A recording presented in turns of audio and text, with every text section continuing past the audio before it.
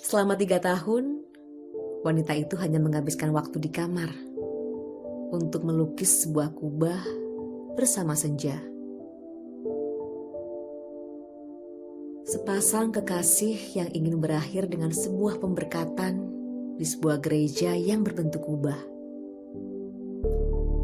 Tapi sang bapak berkata, "Bagaimana mungkin seorang Kristiani menikah dengan Muslim?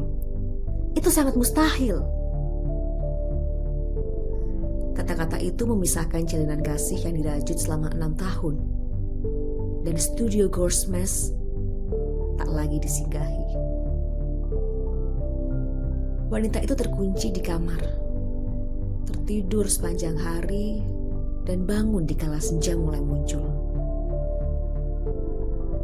Ia hanya melihat dari balik jendela, mengenang kepergian Felix dengan melukis kubah. Suatu hari ia keluar dari kamar karena melihat kulitnya mulai keriput dan rambutnya mulai berjatuhan. Sebuah masa telah sirna ditelan senja.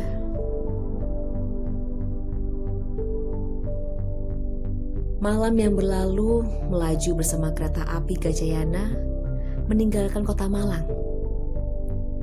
Butuh waktu 10 jam perjalanan untuk sampai ke kota Semarang. Pertama kalinya, wanita itu mengunjungi kota berarsitektur menyerupai Eropa. Sambutan langit biru bersama matahari yang bersinar seakan ingin bersaksi atas kedatangan wanita itu. Selama perjalanan, ia hanya bisa berfantasi, membayangkan keelokan kota lama. Konon, dari berita yang pernah ia dengar, Semarang adalah pusat peradaban tumbuhnya perekonomian di Jawa. "Aku datang Semarang, akan kulukis engkau di otakku," teriak wanita itu setelah masuk ke tapal batas stasiun kereta kota Semarang. Semua mata melihat wanita itu, tapi tak ada yang peduli, kecuali seorang laki-laki setengah baya sedang menunggu jemputan. Lalu ia menghampiri dan menyapa, "Maaf, Mbak, mau kemana?" Wanita itu menampar senyuman dan menjawab, "Saya mau jalan-jalan di kota lama." Dan mereka saling menunjuk arah, jalan mana yang harus dilaluinya. Kemudian perpisahan itu seakan mengakhiri sapaan. Ia membiarkan kakinya melangkah gontai. 30 menit berjalan, ia mulai melihat bangunan tua berbaris rupa kota lama. Serasa membawanya ke masa yang sudah berlalu. Ia terpaku dan terpesona. Lalu ia memutar badannya dan membiarkan matanya bermain dan membebaskan fantasinya. Sengatan matahari membawanya mencari tempat berteduh di bawah pohon tua. Tak sengaja, mata itu tercekat melihat bangunan gereja yang berbentuk irisan bola serupa kubah. Ia terpaku dan tubuhnya membeku, seakan tak percaya. Gereja itu gak asing baginya. Kemudian ia mengembalikan kesadarannya, lalu beranjak mendekati gereja yang bertuliskan GPIB Immanuel. Tepat depan pintu gereja, antara iya dan tidak, kakinya tampak ragu untuk melangkah masuk. Dan 5 menit kemudian, orang mulai berbondong-bondong masuk ke dalam untuk melaksanakan ibadah. Kemudian ia masuk. Matanya kembali menatap riang dinding-dinding, seakan tak ingin melewatkan satupun keindahan ornamen bangunan dalam gereja. Kursi yang berbaris rapi membuatnya ingin duduk, menyaksikan orang-orang yang sedang melangsungkan ibadah. Ia duduk di pinggir, tepat di tengah barisan kedua. Ia seorang muslim, akan tampak aneh kalau mengenakan hijab. Dan ia memutuskan untuk melepas hijabnya. Rambut yang terurai sebahu dengan wajah oval pertama kalinya tergerai saat ia melepas jilbab. Dan kini ia hanya bisa memejamkan mata. Kemudian seorang pendeta masuk.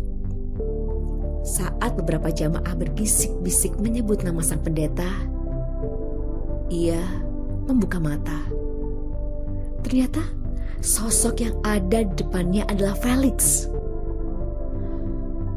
Tubuhnya seakan lemas tak kuasa antara percaya dan tidak. Dua mata itu beradu. Tak terasa, air mata jatuh mengalir tak berhenti. Mereka tak menghiraukan berapa banyak mata yang menyaksikan keduanya saling menatap. Tapi sang pendeta tetap melanjutkan ibadahnya. Setelah usai, pendeta itu menghampirinya. Tubuh itu masih berdiri kaku tak bergerak. Bibirnya tak berkata satu kata pun. Pendeta itu menyapanya, "Apa kabar, Muning?" Wanita itu hanya menangis. Sang pendeta berusaha menenangkannya. Dan akhirnya mereka duduk di depan salib. "Bagaimana bisa, Muning, kamu melepas hijab yang kau kenakan? Apa yang kau inginkan?" Muning menjawab, "Maafkan aku. Setelah kepergianmu, aku terpuruk. Sekarang aku mulai bangkit. Aku hanya ingin melukis kenangan. Itu caraku tetap mencintai. Tuhanku hanya melarang aku menikah, tapi mengizinkan aku untuk merindu." Air mata itu serupa embun yang tertinggal di pagi hari, lalu menguap pergi. Sepasang mantan kekasih dipertemukan oleh Tuhan mereka. Peristiwa itu seakan membawa masing-masing ke tempat keyakinannya. Tak ada pelukan atau kecupan manis. Hanya ada cinta yang terbingkai dalam sebuah kubah. Sang pendeta hanya berdiri berterima kasih kepada Tuhannya. Dengan penuh rasa hormat, ia berkata, "Tuhan, perpisahanmu sungguh indah. Karena aku benar-benar melihat kasih yang kau ajarkan." Kota Semarang sekelebat menjadi kenangan manis dan membingkai rindu mereka.